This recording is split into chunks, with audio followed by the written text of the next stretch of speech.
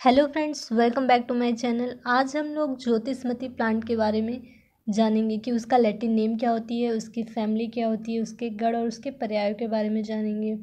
ठीक है, उसके गुणों के बारे में जानेंगे। ठीक है, उसके कौन से प्रयोजनांक हम लोग प्रयोग करते हैं, उसकी मात्रा और उसके विशिष्ट योग आदि के बारे में हम लोग जानेंगे। इसका प्रयोग कैसे किस किस चीज़ में करते हैं, इसके कर्म क्या क्या होते हैं, इन सब चीज़ों के बारे में हम लोग जो होता है ना जानेंगे कि ज्योतिषमती का प्रयोग हम लोग कैसे करते हैं। ठीक है, ज्योतिषमती का जो लैटिन नेम होता है ना वो होता है सिलेस्टस पेनिकुलेटस, जबकि इसकी जो फैमिली होती है ना वो सिलेस्ट्रेसी फैमिली होती है। अगर हम मती के गढ़ की बात करते हैं तो इसका गढ़ सिरोविरेचन इसका गढ़ होता है और अधोभाग हर इसका गढ़ होता है।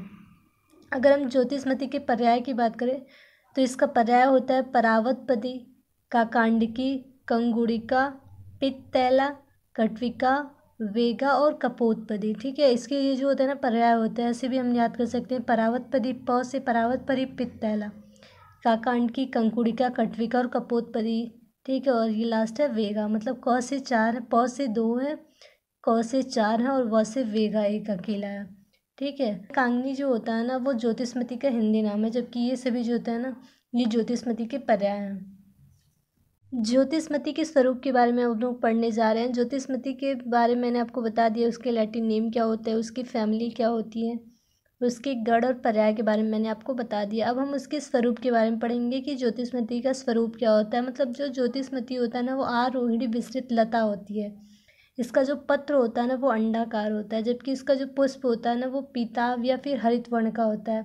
ये ग्रीष्म ऋतु में उत्पन्न होता है। ज्योतिषमती का जो पुष्प होता है वो ग्रीष्म ऋतु में उत्पन्न होता है, जबकि इसका जो फल होता है ना वो मटर के दाने के समान होता है। उत्पत्ति स्थान की बात करें तो ज्योतिषमती का उत्पत्ति स्थान भारत बताया गया है। मेनली जो होता है ना पंजाब और कश्मीर में जो होता है ना ज्योतिषमती ज़्यादातर पाई जाती हैं।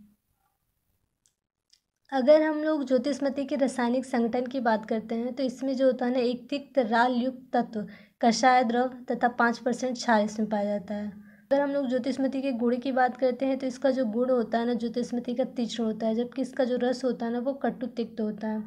अगर विपाक की बात करते हैं तो विपाक कटु होता है। विपाक कटु होता है इसलिए वजह से वीर्य जो होता है ना उष्ण होता है। ये भी प्रभाव से जो होता है ना मेध्य होता है।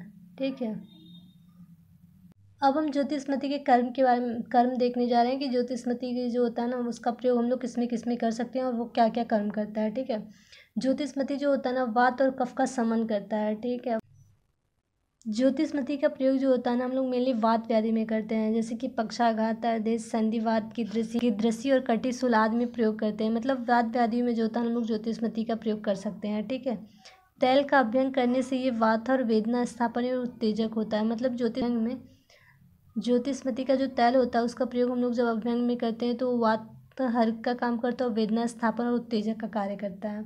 ये जो होता है ना ज्योतिषमती के कर्म है और इनके प्रयोग। ज्योतिषमती के कर्म के बारे में मैंने आपको बता दिया है कि ज्योतिषमती जो होता है ना उसका प्रयोग हम लोग किस में करते हैं और वो किसका किसका संबंध करता है। ठीक है, अगर हम लोग ज्योतिषमती के प्रयोज्य अंग की बात करें तो हम लोग ज्योतिषमती के बीज का प्रयोग करते हैं और उसके तैल का प्रयोग करते हैं। ठीक है, अगर मात्रा की बात करें तो उसके जो बीज होता है ना उसका 1 से 2 ग्राम प्रयोग करते हैं, जबकि जो तैल होता है ना 5 से 15 बूंद जो होता है ना हम लोग प्रयोग करते हैं। विशिष्ट योग की बात करें तो ज्योतिषमती तैल आदि जो होता है ना इसके विशिष्ट योग होते हैं। अगर आपको मेरी वीडियो अच्छी लगी तो मेरे चैनल को सब्सक्राइब करें, वीडियो को लाइक करें। Thank you.